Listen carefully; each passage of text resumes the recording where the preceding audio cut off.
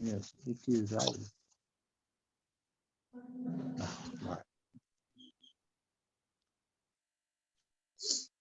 आज के बार बृहस्पतिबार बृहस्पति ल ठीक अब आफैले लिनुपर्ने जस्तो छ जिम्मा लिदे तैँले भनेर भन्नु र आफूले लिए भनेर भन्नुमा त केही फरक पर्छ होला हाम्रा बृहस्पति हजुर पनि आज हाम्रा बृहस्पति हजुर हुन्छ बृहस्पतिबार हजुरकै बार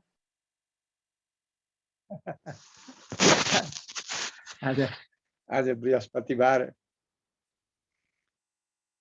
सृष्टौ या सर्गरूपा जगदवन विधौ पालने या चरद्रे संहारे चाप्यस्या जगदिदमखिलं क्रीडनं या पराख्या पश्यन्ते मध्यमाथो तदनु भगवते वैखरी वर्णरूपा शाश्वतवाचं प्रसन्नां विरिगिरिसारादितालं करोतु ओम सद्गुरवे नमः सनातन चर्चा गर्नलाई हजुरको बाणी हजुरले प्रयोग गर्दै बक्सिनु होला हजुरको कृपा अनन्त असीम कृपा तर म कसरी सनातनको महिमा वर्णन गर्न सकौं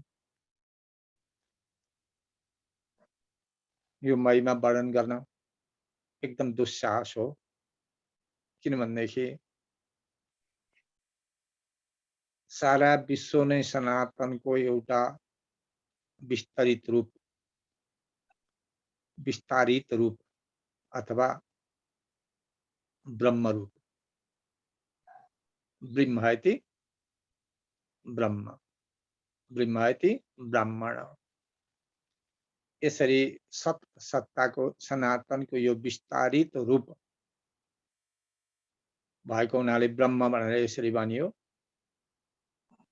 यसरी भनिएको प्रसंगमा मैले कुरो चर्चा गर्दै गर्दै आइरहेछु एष आत्मा सनातन यो आत्मा सनातन हो एष शब्दले यहाँ आफ्नो शरीर भित्रको सम्बोधन गर्दै यो शरीर सञ्चालन गर्ने जुन चेतना छ यो चेतना सनातन हो यही चेतना नै सत पनि हो सत पछाडि य सत्य सत यसरी सत भएको हुनाले सतको आतना विस्तरित रूप सत आतना सनातन विस्तरित रूप यो विस्तरित रूप जुनसुकै प्राणीको रूपलाई लिएर स्वरूप बनेर अनि लीला भएको सत्स्वरूपको लीला भएको यो सनातन बस्नेवाला शरीर सनातनले लीला गर्न रूप धारण गरेको यो शरीर सारा विश्व ब्रह्माण्डमा जो देख्नमा आउँछ जो सुन्नमा आउँछ अथवा इन्द्रियगत जो जति अनुभव हुन्छ मन चित्तगत जति अनुभव हुन्छ यी सम्पूर्ण नै सतको विस्तारित रूप हो त्यसो हुँदाखेरि मैले भन्दै ल्याएको भनेको यो शरीरमा पुर्ख्यौली बाबुले छोरो जन्माउने यो परम्परा त्यति बेलादेखि हामीले सुनेका कथा अन्तर्गतमा विराट रूप भगवान विष्णु जसका नाभिबाट ब्रह्माजीबाट सम्पूर्ण यो जगत यति बेलादेखि यो शरीर विभिन्न अवस्थाको शरीर हुँदो रहेछ त्यसमध्येमा यो स्थूल शरीरको अलिकति चर्चा अगाडि बढाउन मन लागिरहेछ मलाई। यो स्थूल शरीर पिताजीबाट सन्तान जन्मिन्छ अथवा माताजी पिता माताबाट यो सन्तान जन्मिन्छ। यसमा माताजी प्रकृति स्वरूप र पिताजी पुरुष स्वरूप भनेर यस्तो पनि भन्ने गरेको छ, यस्तो भन्ने गरेको पाइन्छ। र यो सँगै मैले भन्दै आएको कुरो चाहिँ के त भनेर भन्दाखेरि हामी जुनसुकै धर्ममा जुनसुकै मार्गमा भए तापनि यो भनेको पछि बनाइएको वस्तु हो। धर्म परिवर्तन इत्यादि सम्पूर्ण पछि बनाइएको वस्तु हो। तर म जन्मदाखेरि मेरो पिताजीको आश्रय लिएर जन्मेको छु। यहाँ पुर्ख्यौलीपना छ। यो पुर्ख्यौलीपनासँग जुन शरीरका इन्द्रियहरू छन्, जुन शरीरका अङ्गहरू छन्, विस्तारित रूपले हेर्दाखेरि मेरा पिताजी अथवा हजुरबाको जस्तो आँखा थियो त्यस्तै प्रकारले यस शरीरमा पनि आँखा छ, त्यस्तै प्रकारको नाक पनि छ। मेरा हजुरबाको जस्तो कान थियो त्यस्तै प्रकारको कान पनि छ, अथवा शिरको भाग उस्तै नै छ। अनि फेरि छातीको भाग, पाखुरा, कम्मर, पेटको भाग, भित्री भागहरू सम्पूर्ण जस्ताको तस्तै उस्तै नै छ। उही प्रकारले भएको छ। कहीँ विकृति भयो, कहीँ बढी अङ्ग भयो। त्यो निर्माणको प्रकृति त्यो नियमबद्ध होइन फेरि। तथापि पनि यहाँ उत्पत्तिको कारण हेर्दाखेरि सनातन जो छ, सनातन आफ्नै नियममा चल्दछ। हामीले बनाएको नियमले हुनेवाला छैन। यसरी धर्म परिवर्तनसँग जोडिएको हिसाब गर्ने हो भनेदेखि यो शरीरमा रहनेवाला श्वास प्रश्वास कहिल्यै पनि परिवर्तन भएको छैन। हाम्रा पुर्खा पनि परिवर्तन भएका छैनन्। मैले धर्म परिवर्तन गरेँ, मैले मार्ग परिवर्तन गरेँ भन्दाखेरि हाम्रा पुर्खा परिवर्तन भएका छैनन्। मैले मेरा पिताजीको निन्दा गर्न मैले सिकेको छु। मेरा पिताजीलाई अपवित्र भन्न सिकेको छु। अपवित्रको छोरो पनि अपवित्रै होला। जुन छोरो छ त्यो त्यसको छोरो त्यही हुन्छ। मेरो पिताजी शैतान हो भने म पनि शैतान नै छु। म पवित्र कहिले पनि बनेको छु जस्तो मलाई लाग्दैन। पुर्खौली परम्परा यस्तो छ। त्यसो हुँदाखेरि अरूको निन्दा गरेर अर्कालाई भ्रम पारेर फकौरी गरिरहनु भन्दा आफू जहाँ छौँ, जुन ठाउँमा छौँ त्यही ठाउँबाट नै हामीलाई यहाँ चेतना छ। अघि नै हामीले चर्चा गरेका छौँ। चेतना छ अनि चेतनासँग शक्ति छ। यो चेतना र शक्ति आफू जहाँ जन्मिन्छौँ त्यही नै छ। जस्तो प्राणवायु त्यही छ, जस्तो वाणी त्यही छ, जस्तो चेतना शक्ति त्यही छ। जब बच्चो जन्मिन्छ जन्मेकै समयदेखि त्यो चेतना त्यही छ। यसरी त्यही भएको चेतनालाई हामीले संस्कारपूर्वक अगाडि बढाउने, कर्तव्यपूर्वक अगाडि बढाउने, विवेकपूर्वक अगाडि बढाउने, हामी जहाँ छौँ त्यही नै हुर्काउनु पर्छ। जस्तै हुन त यो उदाहरण दिन योग्य त होइन, तर पनि बोल्न बोध होस् भन्नका लागि हामीले बारीमा साग सब्जी लगाउँछौँ, उखु पनि लगाउँछौँ, त्यहाँ खोर्सानी पनि लगाउँछौँ, त्यहाँ कागती पनि लगाएको छ, अन्य सागपात पनि लगाएका छौँ। खोर्सानीमा चिनी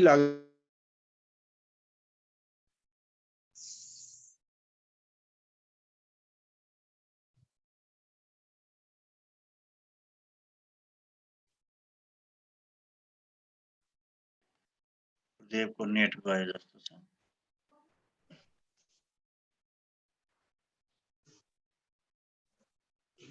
काटिएको छैन,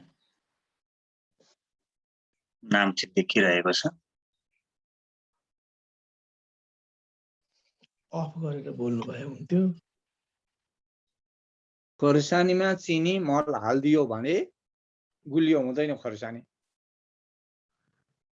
कहिल्यै पनि ऊ आफ्नै स्वरूप बढेर जान्छ र हामीले खोर्सानीलाई मलजल गर्नु भनेको खोर्सानी नै बढाउनका लागि मलजल गर्नुपर्छ।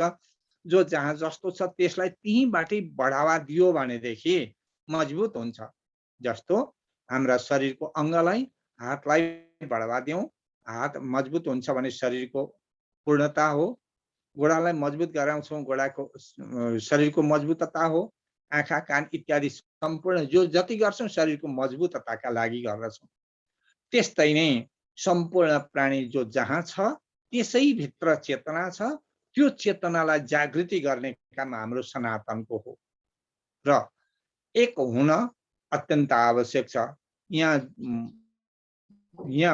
फुट्नेवाला काम गरेर कहिल्यै पनि राम्रो स्थिति छँदै छैन। फुट्ने काम हुँदै होइन, यो एकदम जुट्नुपर्छ। धर्म भनेको एकजुट हो, फुट होइन। जहाँ फुटमा जान्छौँ अरूतिरको दोष देखाउन थाल्छौँ, ऊ अग्लो छ, ऊ होचो छ भनेर परिणाम गर्न थाल्छौँ भनेदेखि त्यस्तो कुरो सुन्दै नसुन्दाखेरि पनि हुने कुरा हो। के ममा कसरी परिवर्तन, कति परिवर्तन आयो त? मेरा शरीरमा आयो कि अङ्गमा आयो कि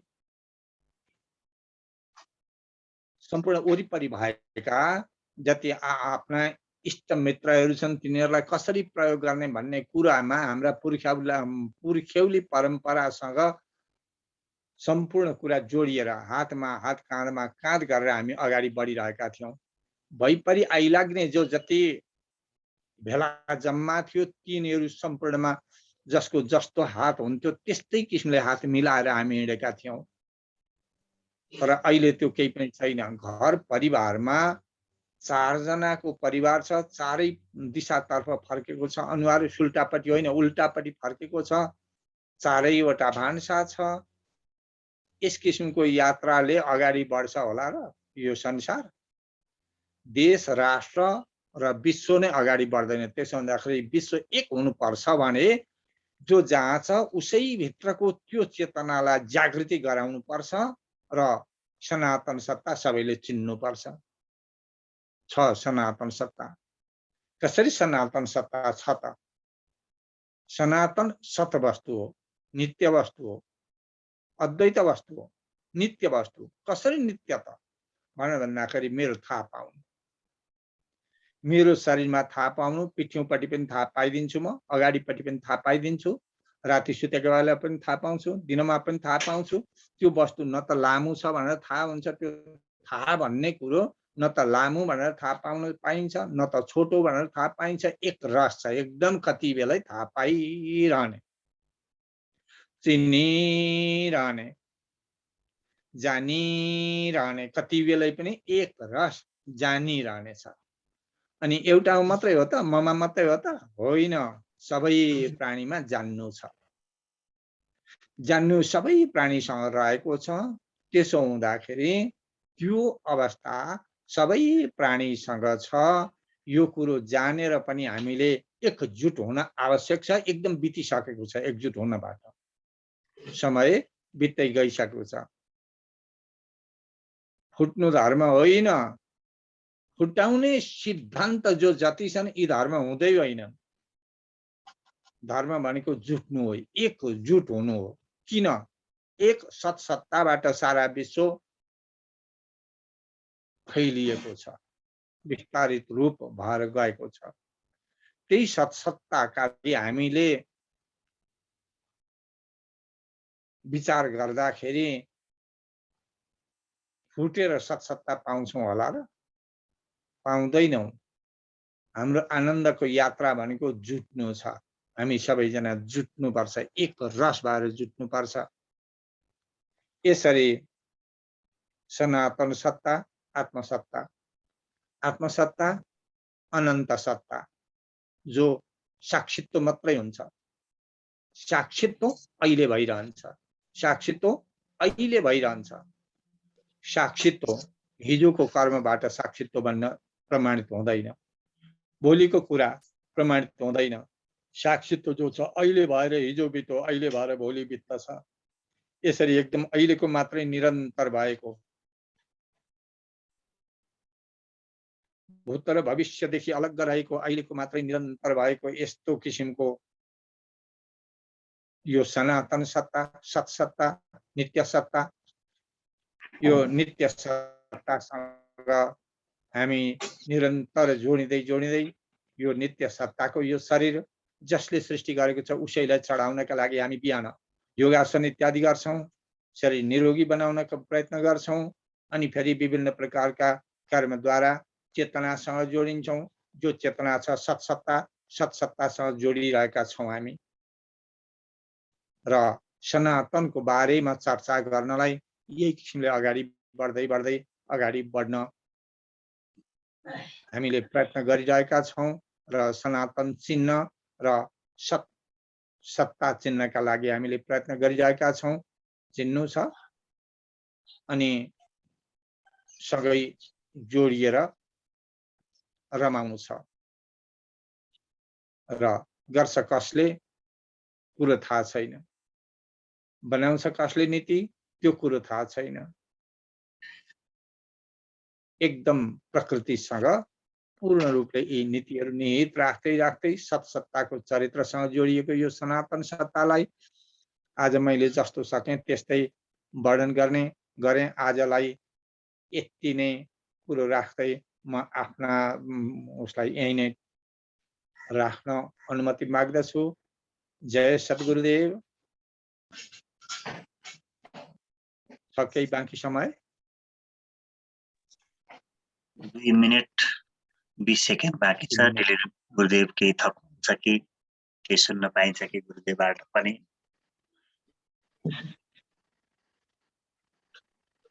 अब यो यति गहन रूपमा आएको छ,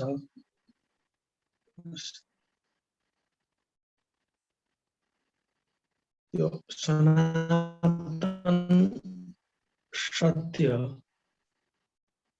जो हामी भित्र छ, गर्ने गराउने उही हो। त्यसलाई त्यो गरेका बेलामा होस पुर्याउने काम हाम्रो हो। हामीले त्यो सत्यलाई बुझ्नका लागि एक हुनु छ। जब त्यो सत्य बुझिसक्छौँ त्यतिखेर त्यो एक हुनुको अर्थ पनि रहँदैन। त्यो आफै भित्र आफै विलीन हुने कुरा हो। तर त्यो सदसत सत्तासम्म पुग्नका लागि, बुझ्नका लागि, जान्नका लागि हामी एक भएर अगाडि बढौँ भन्ने जुन गुरुको चिन्तन आयो त्यो सबैका लागि हो। संसारका हर मनुष्यले यही कुरा बुझ्न सक्दाखेरि त परम सत्ताको बोध गर्न कुनै गाह्रो थिएन। अहिले हामीले हेर्दाखेरि यो प्रकृति कसरी चलिरहेको छ, प्रकृतिले हामीलाई कसरी चलाइरहेको छ, म पनि त्यो प्रकृति नै हुँ, त्यो प्रकृतिकै अङ्ग हुँ। त्यसैले त्यो प्रकृतिलाई अनुकूल बनाउनका लागि मैले गरेका प्रतिकूल व्यवहारले त्यसलाई बिगार्दाखेरि म आफै बिग्रिरहेको छु। त्यसैले म आफू बिग्रिने कुराहरूबाट सजग हुनका लागि अनुकूल हुनुपर्छ भन्ने जुन गुरुको चिन्तन आयो, साह्रै खुसी लाग्यो। असतोमा सद्गमयः तमसोमा ज्योतिर्गमयः मृत्युर्मा अमृतम गमयः। एउटा सन्तको चिन्तनलाई आज प्राप्त भएको छ। सन्त चिन्तन, यही चिन्तनलाई सदैव हामीले हृदयङ्गम गरौँ। सहना भवतु सहनौ भुनक्तु सह वीर्यं करवावहै तेजस्विना